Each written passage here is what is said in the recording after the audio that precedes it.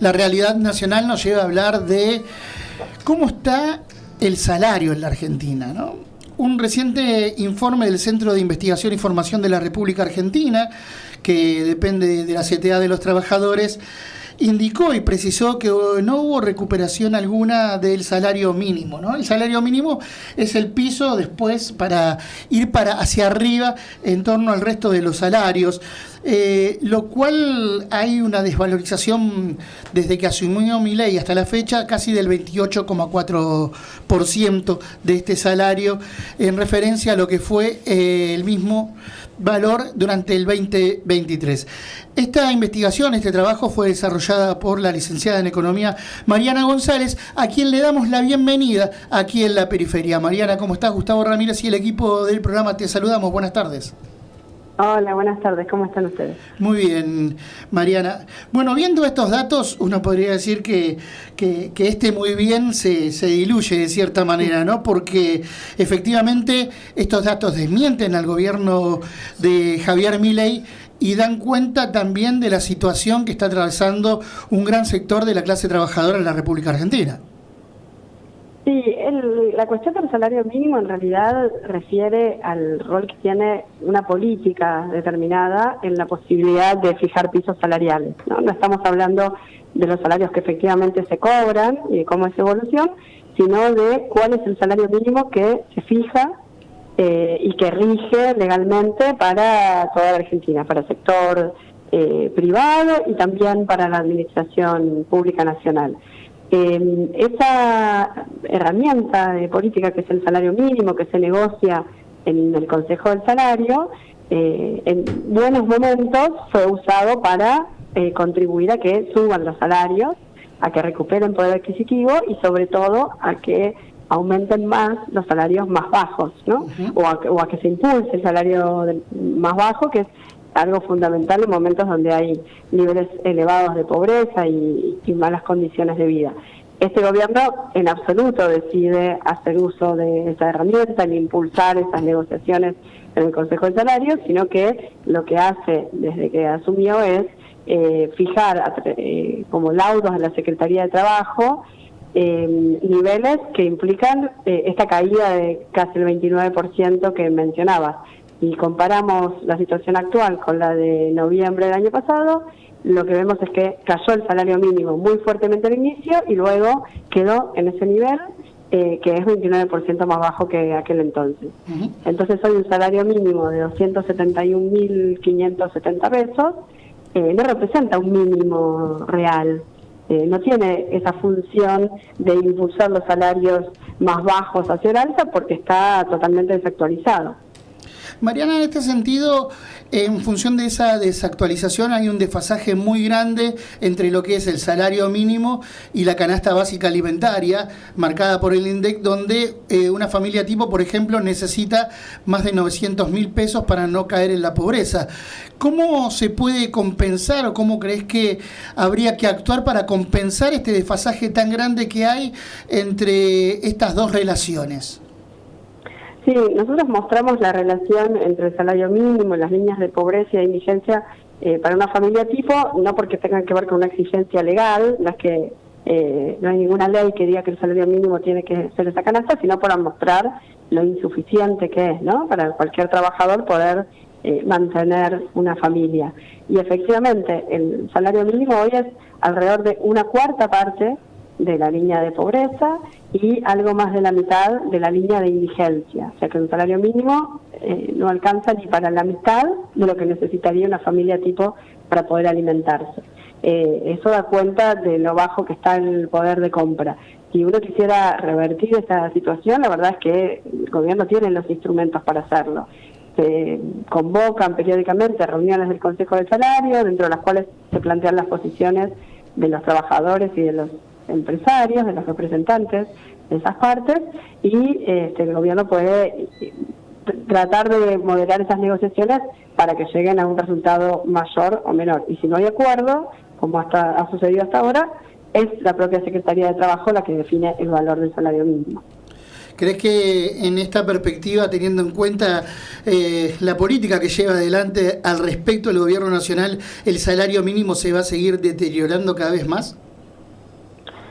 No tengo expectativas de que suceda otra cosa, o por lo menos todo indicaría que se mantenga en el bajo nivel que tiene, que implica que deja de ser una referencia y de tener un valor como política. No hay intenciones del gobierno de impulsar los salarios hacia arriba, ¿no? Cuando fue la devaluación tan fuerte de la moneda, no hubo ninguna política para frenar el traslado de esos aumentos a los precios, no hubo impulsos ni al salario mínimo ni a ningún otro salario para buscar que suban, se dejó en principio librado a lo que resultara de la negociación colectiva e incluso se buscó poner techo a las paritarias. Y en lo que tiene que ver con los salarios que dependen directamente del gobierno, los salarios del sector público están más que deprimidos, alrededor de 16-17% más bajos que antes de que asumiera el gobierno actual. O sea que el gobierno no ha buscado hasta ahora que los salarios se recuperen. Y cuando hizo políticas explícitas fue para lo contrario. Mariana, Martín Tomasini te saluda. ¿Por qué crees que con todo esto que venís contando, el gobierno sigue teniendo tan buena aceptación dentro de la sociedad? Bueno, es una gran pregunta esa, la verdad. Creo que tiene que ver en parte con la historia previa a la que venimos, ¿no? Y con la insatisfacción respecto de políticas previas y de los resultados que tenían. También con que la inflación se constituye en un problema grande para la vida cotidiana, y en tanto se vea que esa inflación baje, aunque siga siendo alta, eso la población la percibe como una mejora, y evidentemente el gobierno le da bastante capacidad para esperar a ver los resultados de sus políticas. Me parece que está mediada la explicación por alguna de esas razones y también seguramente otras. En ese sentido, y volviendo otra vez a lo que define el salario mínimo, ¿cómo impacta el mismo en el trabajo informal, en aquellos trabajadores que no están dentro del circuito formal de la economía ni del mundo del trabajo? Bueno, para otros periodos históricos hay investigaciones que mostraron que el salario mínimo, cuando aumenta, funciona como una referencia, como un indicador que también tiene efectos sobre el sector informal. Aunque los asalariados que no tienen un contrato registrado están por fuera de las regulaciones porque están incumpliendo las leyes, se ha visto que tanto por empresarios como por trabajadores esa fijación del salario mínimo funciona como una señal de que en la economía ese es el piso salarial, y se ha visto que se han acompañado los aumentos de los salarios mínimos. En la situación actual, con este nivel de 271.000 y algo más de pesos para una jornada completa, ni siquiera puede tomarse como una referencia para el sector informal, ¿no? En este panorama que vivimos en la Argentina, no solamente en la actualidad, sino desde hace rato, la situación de dependencia con el dólar tracciona el salario a la baja, porque se habla de distintos factores, pero muy pocas veces se habla de la incidencia que puede tener la desvalorización de la moneda en función de esta moneda de dominación como es el dólar en torno a la cuestión salarial. Sí, es una regularidad que siempre ocurre, que cuando se devalúa nuestra moneda, cuando aumenta el tipo de cambio, eso tiene efectos directos sobre precios, y en esas circunstancias el salario baja. O sea, cada vez que se devalúa la moneda, el salario baja, en términos de su poder de compra.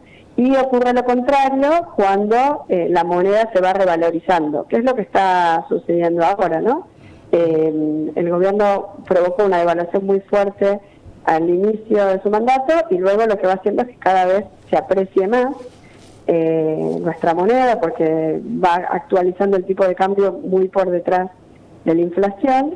Eso hace que los dólares parezcan relativamente baratos en relación a lo que eran antes, y eso contribuye a que los salarios tengan mayor poder adquisitivo, porque frena los aumentos de precios.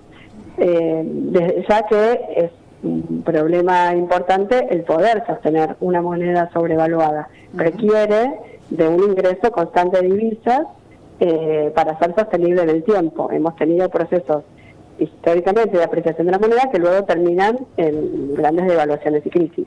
Bueno, hay algunos especialistas y otros no tanto que sostienen el hecho de que el dólar está barato en la Argentina. Claro, barato para algunos, para los trabajadores es una moneda que al generar dependencia económica implica